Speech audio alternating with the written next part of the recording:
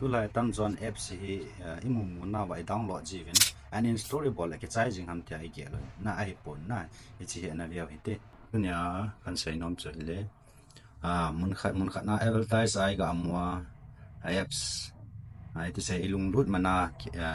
ti lut na ki mo download jinga ke charging til om pon na download ting le chun i phiam khat min zong hek na zong meithei min zong hek thei thil phone zong hek thei virus sang lut thei ma zo si thei na i cha ko na chu ki chi thei na ringa chu pt apps download ting le pt i delete kit ting le pt bol dam ti pa chu tu ni hai kil de na tu ni ai chi video ai video he ka hin download de na i chong safety lo ham jong ke lo ai wanga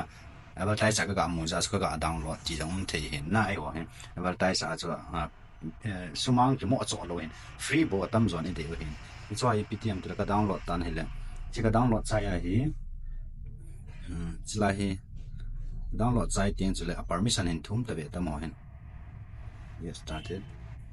free up na chi permission cho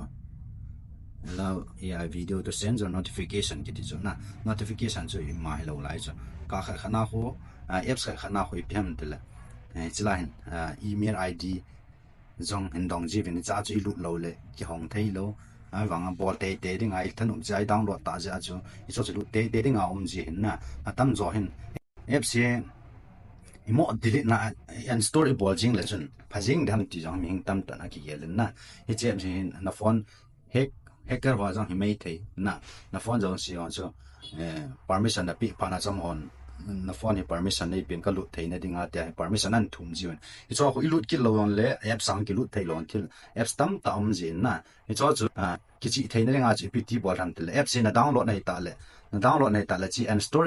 and install na bola chu ki chai jing de pon na ada ta ma zo se mo khana hin na allow na bol permission na pe ta ja chu i cha apps info na loading apps info na loading le permission na hin loading in to ai permission hin notification bo chu na allow ko notification ba ya adang dang ho ka na camera zom ti microphone music photo video ti za am ve tem ki chip tiang la chong hum ji ve ta i cho not permission ni pi lo le apps mo ki lu the on dim set so i chi a cha app cho ho min permission na pi pa la min na photo am ve thai na music am ve thai na camera on control thai na tu lai so sai the kon cho ai ki chi thai na ding ki chi thai na di wa cha i chi na delete ma sanga hoi pi na bol tham tel chi apps info ka sai ma cha na i chi ta na lu ding press na bol apps info ki tia na lu chai ting permission ai na lu ding in permission na lu chai til allow wa ho na lu ding in i cha ho allow na notification na off di na jin off ang chi ki chai di ling he pon na i chi o things like email id ta za na login na jong til dim set on mai na i chi chu ipt na bol tham tele chi ding setting ai na va ding google ki tia chai na pa ba na google ai na lu ding na lu chai ting chu le i chi na bol te de na bol lo le a chi chu i chi scam lang til zo se